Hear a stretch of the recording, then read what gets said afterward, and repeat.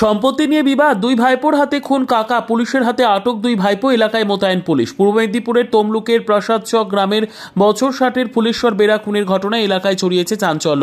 পরিবার সূত্রে জানা গিয়েছে, আজ দুপুর 12:30 নাগাদ ফুলেশ্বর বাজার থেকে বাড়ি ফিরছিলেন মদ্যপ অবস্থায়। ফুলেশ্বরের সাথে তার দুই ভাইপো সুদীপ্ত বেরা এবং আদিত্য বেরার জমি সংক্রান্ত একটি ঝামেলা বহুদিন ধরেই চলছিল।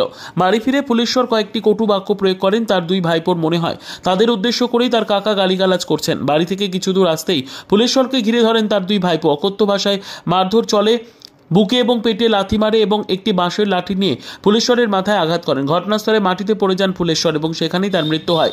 ঘটনা ছড়িয়ে পড়তেই গ্রামবাসীরা তার দুই ভাইপোকে ধরে রেখে পুলিশে জানান। পুলিশ এসে তার দুই ভাইপোকে আটক করে এবং দেহটি ময়নাতদন্তের জন্য ইতিমধ্যেই তমলুক মেডিকেল কলেজে নিয়ে যাওয়া হয়েছে। মৃতের পরিবারের এখন একটাই দাবি, দোষ না করে ফুলেশ্বর বেরাকে মেরে ফেলেছে তার দুই ভাইপো। তাদের কঠিন শাস্তির দাবি তুলেছে মৃতের পরিবার।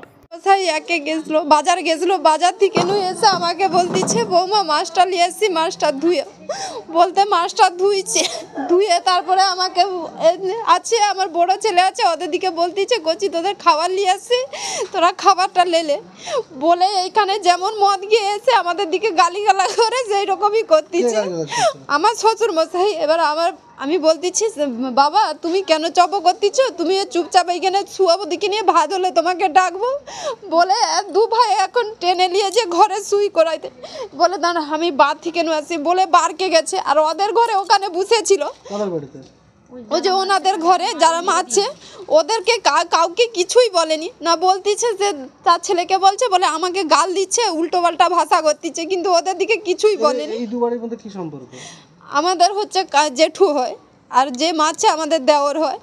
এবারে ওই যে জায়গাটা নিয়ে ওদের সঙ্গে একটু মানে ইটি আছে আর কি, লোক টোক বুঝা হয়েছিল, তাইতে কোনো হয়নি, ওরা তার ঘর ভেঙে দিচ্ছে, আমরা কাউকে কিছু বলিও নি আর কোনো করিনি, আচ্ছা ভেঙে দিচ্ছে। তারপরে সেখানে বাতা দিয়ে মারছে মাথায় করে, তারপরে ফিলি দিয়ে ঠেলে দিয়ে তার গার উপরে উঠে মেরে দিয়ে তার যখন সেখানেই জল টল দেয় তখন কিছুই নাই। কোন তারাও কি মদ্যপ অবস্থায় ছিল? না ভালো অবস্থায় ছিল। এবারে ওদের বউরা গেছে বলে ওকে মারো, জোর বলে মেরেই বলো, একবারে ওকে মেরেই দাও, তাহলে এটা কি ঠিক করছে? আমরা ওদের যেন ফাঁসি হয়, আমরা ফাঁসি চাই। আজকে আমার হচ্ছে শ্বশুর মশাইকে মারছে, কাল যে আমার সে বাচ্চাদের দিকে মারবে নি তার কি মানে আছে, কি আমার স্বামীকে মারবে নি তার কি মানে আছে? যে ওরা হচ্ছে তাদের নাম কি? আদিত্য বেরা, সুদীপ্ত বেরা, আর তার স্ত্রীর নাম লিলিমা বেরা আর জয়শ্রী বেরা। অপর্ণা বেরা, তার শাশুড়ির নাম অপর্ণা বেরা। আমার নাম মৌসুমী বেরা। বাড়ির মধ্যে কি এখনো কোনো বিবাদ ছিল? এরকম কথা হয়নি আর কি, কোনো রাগারাগি হইয়া কথা হয়নি কারোর সাথে, কেউ কারোর বাড়িতে কথা হয়নি।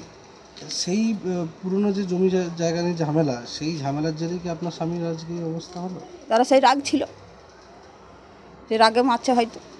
কেন আজকে যে আমাদের ঘরে যে বলা বলি করছে, বলা ঝগড়া হই ভাষা বলু যাই বলু করছে একটা, করার কারণে বলছে বলে আমাদেরকে বলছে, কিন্তু আজ নাম ধরে বলেনি, ওদের বাড়িতেও যায়নি, কিন্তু আজকে রাস্তায় মারছে, এথায় মারেনি, রাস্তায় যা মারছে বাতা দিয়ে, আবার পেটে লাথি মারছে, ঝামায় ফেলি দিয়ে মাজা রাস্তায় ফেলি দিয়েছে রাস্তায়। পুলিশ কি এদেরকে ধরে নিয়ে গেছে? হ্যাঁ। কতজন?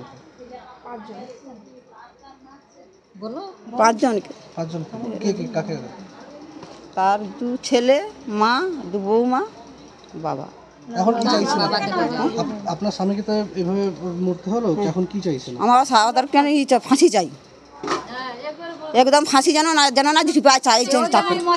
সে আমার স্বামীকে যেরকম মারছে এরকম করে, তাদের যেন ওরকম হয়।